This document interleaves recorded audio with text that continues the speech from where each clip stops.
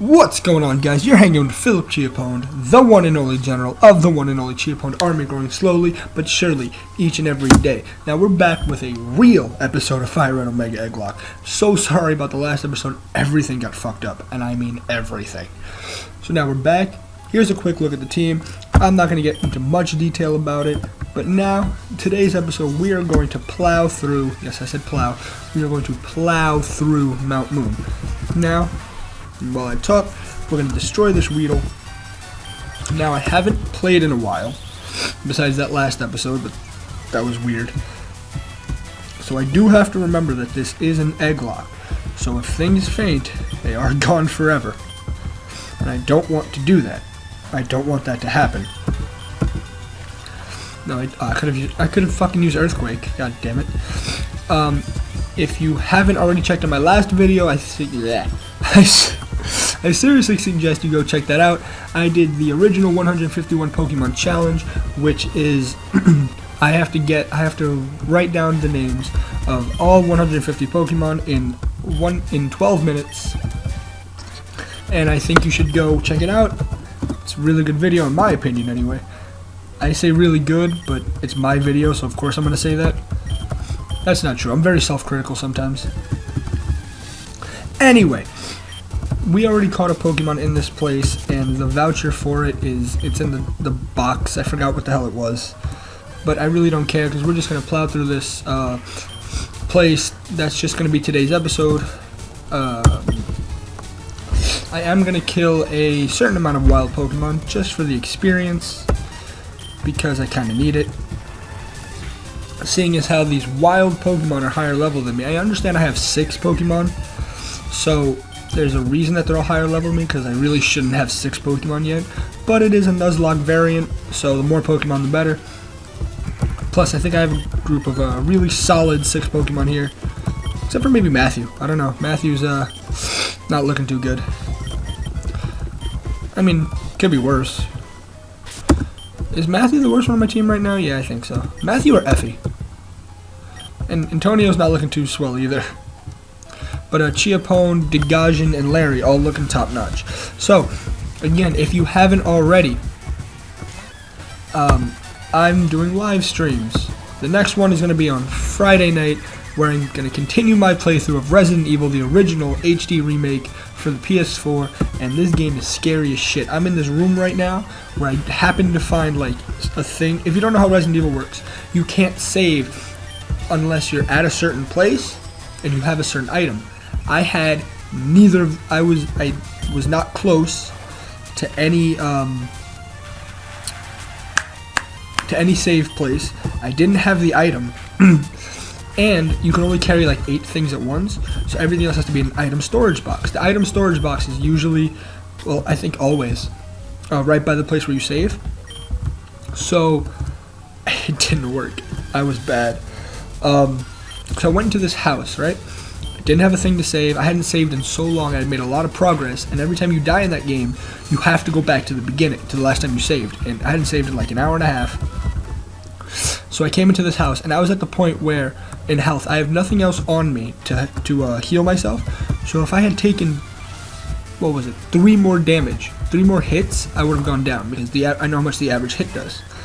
So I walked into this house, and I'm just praying, and I mean praying, that I find something, because I had no ammo. I had 0 ammo on me. So I go into this house. I go down this one path that leads to a door, and a fucking snake tentacle thing.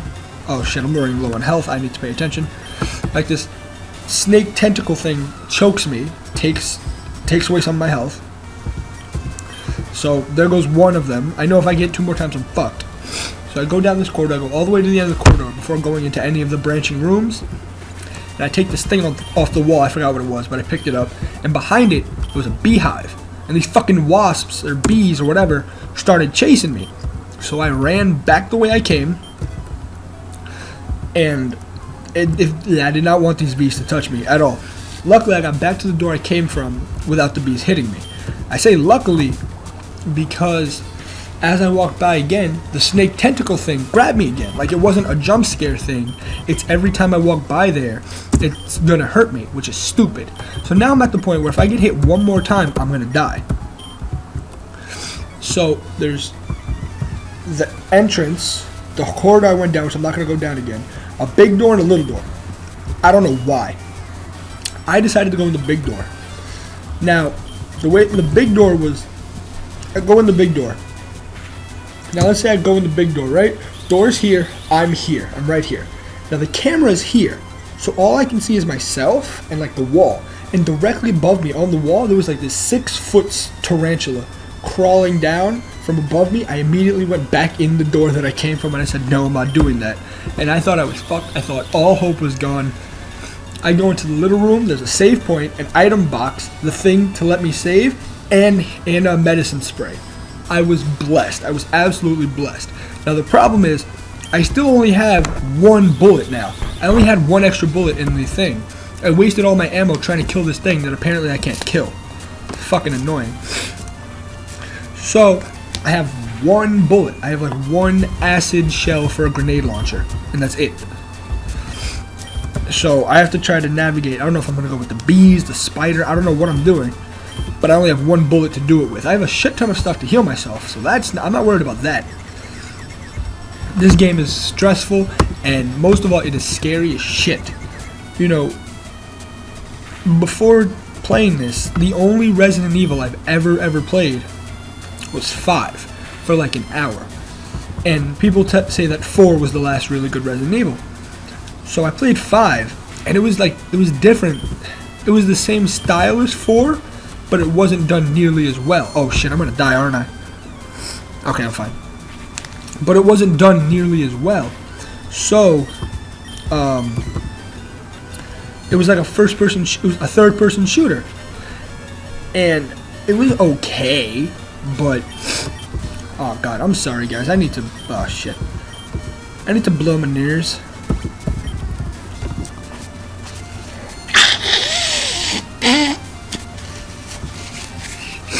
Sorry about that. So, I was like, it's okay. And people say, oh, you know, the first 4 Resident Evils are fantastic. Even if they switched up the formula at 4, it was still great. Everything else was bad. So, I didn't know what to expect from the very first game. I did not know what to expect. So when I finally tried it out, at first I hated it. I hated it. Like, it was god awful. The camera angles were all stupid. I didn't like the fact that you had to stop moving to shoot. I thought it was terrible. I came back to it when I started live streaming. You said, you know what? This game's probably not as horrible as I remember it. And I have to remember that I have a rare candy that's like not game related. It's not in the shit ton of rare candies I have from doing the hack. I have 1 legit rare candy. So that was scary. But now I can see why this game is so goddamn highly regarded. Like, this game is absolutely amazing. The puzzle solving, I've actually come to like the angles because that adds to the fear factor. And now I'm going to talk about that for a second. The fear in this game. Oh man, I've never seen a better use of jump scares. Like, it's not like a Five Nights at Freddy's thing, and it's not like a Alan Wake type thing where there's no actual scares. It just makes you feel scared the entire time. This game makes you feel scared and then scares you anyway. It's so fantastic. If you go back onto my Twitch, which I'm going to leave down in the description below, it's twitch.tv/PhilipGiappone. You can watch Sunday's live stream? Yes, Sunday's live stream. And you're going to see all the shit that happened and how many times I got scared and almost shit my pants, how nervous I was the entire time, how funny my chat is. You know, those guys that come to watch are fucking hilarious. So my next one is going to be on Friday night after I get out of work, and it is going to be one hell of a live stream. You should all go check it out, and I'd appreciate it. It'd be the best if you guys can come check out my live stream. Now that I'm done talking about that, back to this game. Let's see how much time I've taken up with just that. I'm already 10 minutes into this video. And oh my god, I'm not even close to being through Mount Moon. Oh man, this shit is gonna take a while. But you know what? We're gonna get through Mount Moon today. That's what we're gonna do.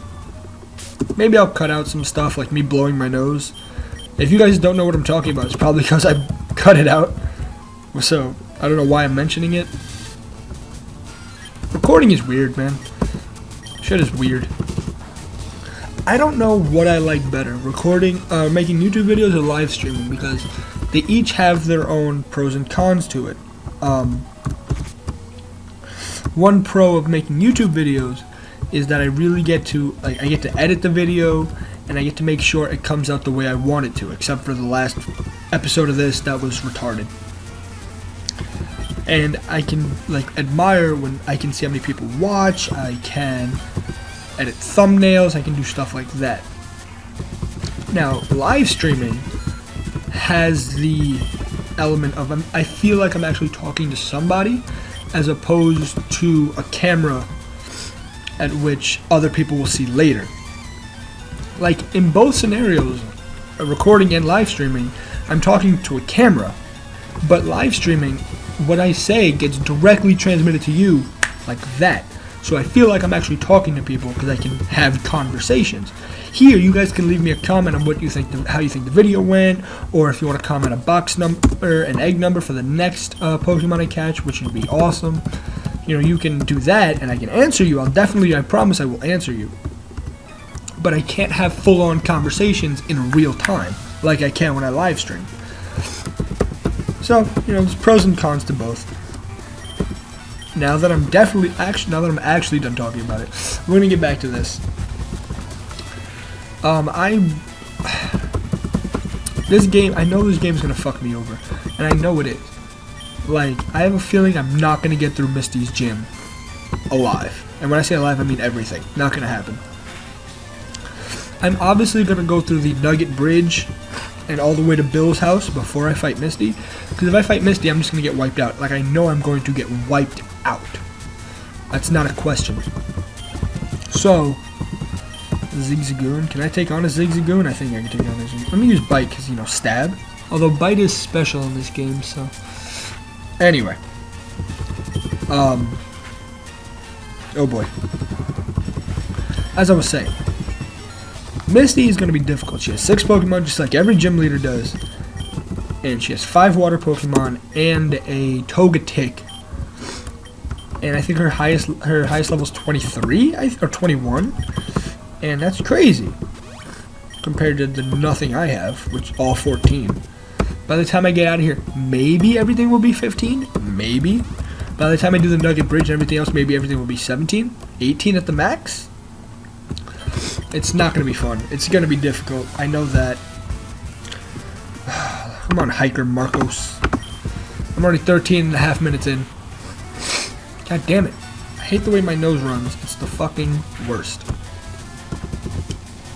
This is going to be nasty. I'm sorry. Sorry about that. I just want to get this shit over with. Larry. I don't think Larry's going to die for a while. Let me tell you that. Unless I do something really stupid. Or somebody gets a crit. Larry's not going to die for a while. I love Snorlax. Love Larry. Larvitar. I guess I can use Degashing for this. I could have just stayed in with Larry now that I think about it. Because Larry does have Surf, but whatever. Water Pulse. So I have no doubt in my mind that I'm going to get through this without somebody dying. I don't have any worries. Like, even the trainers near the end, I know there's like rocket trainers and then that stupid scientist is like, yeah, it's my fossil. But I'm not worried in the slightest. I have such a crazy team of Pokemon that I don't think something's going to die unless it's a rival battle or a gym leader. So I'm not worried at all. I'm just going to run away now because I feel like I fought enough. This video's taking a little too long. Oh, I want a Larvitar so bad. Alright. Oh my god. Oh my god. Why does Numble have like a little like stupid bangs on the top of his head? It's the weirdest shit. I'm making a whole bunch of bodily functions during this episode. That's not good. Ooh, a revive. literally the most useless item I could get. I mean, like, that's more useless than, like, the X items in this. Since I'm doing a Nuzlocke where something faints, it's dead forever. Ooh, I didn't know I can catch Chimecho in here. You know, let me tell you guys something. It's Chimecho. It's not Chimecho. It's not Chimeco. It's Chimecho. I promise you. Oh my god, this is scary. I should not stay in here. What am I doing? Chiapone, please. Hyperfang. Not gonna hurt. I mean, Effie would have worked too, but I feel like Effie would take too long to kill it, so. And knowing my luck, it would have like Pursuit or something, so. Alright, done. Now, here's my thing though. What am I gonna use to take out Misty? I don't have much for all those water Pokemon. All I have is Larry with Thunderbolt. And that's about it. Like, I have 2 Pokemon weak to water, being Chiapone and Antonio. So I can't use those. I'm really worried about that fight. Nobody cares, Zubat.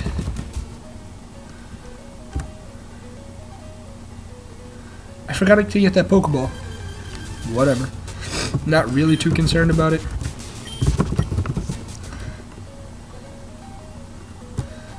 Alright, fight me, bitch. We, Team Rocket, shall find the fossils. Nobody cares. Nobody cares. Gulpin. Fantastic. I'm so worried about this Gulpin. Why is it that when other Pokemon use Poison Gas, it like hits 95% of the time? But when I use Poison Gas, it hits the other 5% of the time.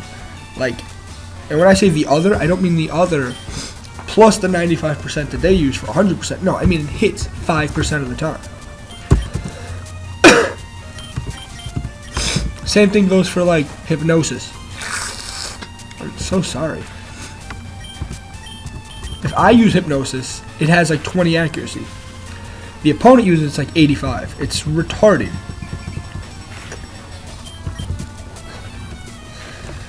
Anyway, now that I'm done with that little fact. Yeah, I'm not even going to get everybody's 15 by the end of this cave. No way. I have, what do I have, 15? I have 1 Pokemon who's level 15. Please tell me I have an antidote. Okay. I have 1 antidote. That's not good, considering the next trainer has poison Pokemon.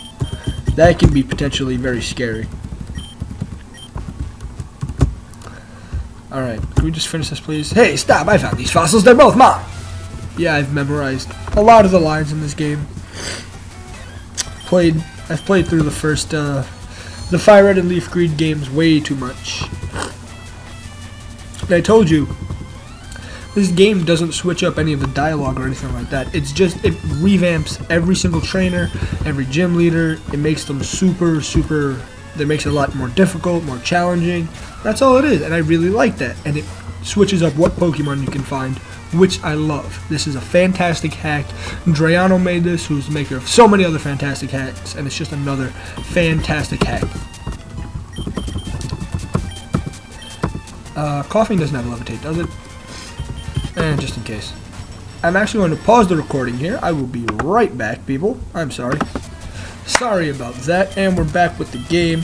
This coughing isn't going to do shit to my Snorlax. Look at all of these trainers who have higher level Pokemon than I do. This is like, I know I have 6 Pokemon, but this is sad. Alright, so it's obvious we're going to take the Helix fossil, bitch. Praise Lord Helix. I don't think, unless I need to, I'm not going to use, I wouldn't use either of the fossil Pokemon. But who knows, maybe we'll need them. By the time we get there, maybe we'll be struggling. We'll only have a few Pokemon. I mean, God, I hope not. But, oh, that's nice. There's an antidote there. I kind of forgot that. Alright, Route 4. We have these people who teach you Mega Kick and Mega Punch and Mega Kick. But Drayano made one small change to the dude who teaches you Mega Punch. It's no longer Mega Punch. It is? Why did I... What the fuck am I thinking of? I could have swore... It was... Oh, I'm thinking of the guy in, like, Emerald who teaches you dynamic punch outside of the Moss Deep City. I'm sorry, guys. It's late at night. It's like almost midnight. My brain's not functioning properly. Well, it's a good thing that I have that antidote. Now I'm gonna go into Antonio. Yo, Antonio has no defense whatsoever, man. Antonio's like frail as fuck, and I'm worried. I'm really worried that he's gonna die soon. Chiappone's gonna come in, hit this bitch with an Iron Tail. I'm gonna miss this Iron Tail. I'm gonna hit this Iron Tail though. And bye-bye. Oh shit, you lived that surprisingly well. I get that you're an evolved Pokemon and you're 3 levels higher than me, but still. And Ponyta. I'll just stay in for Ponyta. Hit you with an Earthquake. And that'll be the end of this Ponyta. Now the last thing we're going to do before we end this episode today, actually no, second to last. First I'm going to use this antidote. That is priority number 1.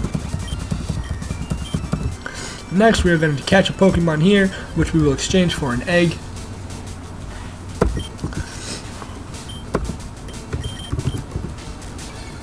Actually no, I'm not going to do that. I'm going to catch this Pokemon, which is level 17, so that's awesome. And what I'm going to do, I forgot Nightshade can miss.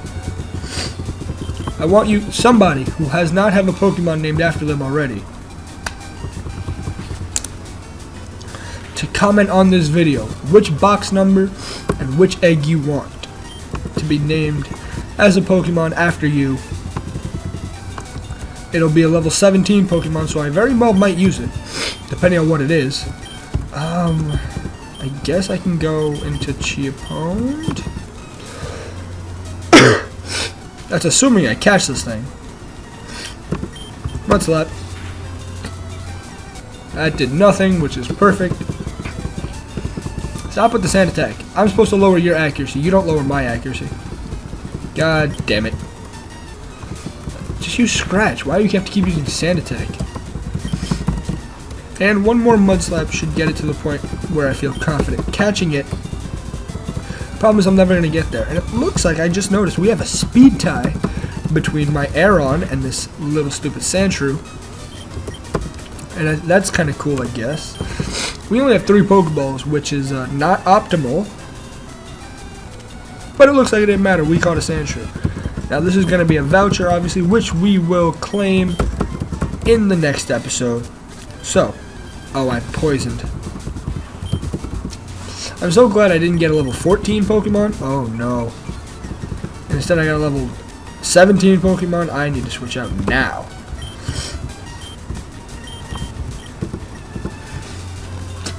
Fucking Pikachu gotta be fast as fuck. Just let me go. Thank you. Now, I gotta hope I made it to the Pokemon Center before Effie dies. There's actually a possibility I might not. We're at 6, 5, 4, 3, 2. Yeah, no, I have to use a potion. No question, I have to use a potion. Had to use my last potion because Effie couldn't get away from a goddamn Pikachu. Anyway, guys, thank you guys so much for watching. Next episode, we will claim that Sandshrew.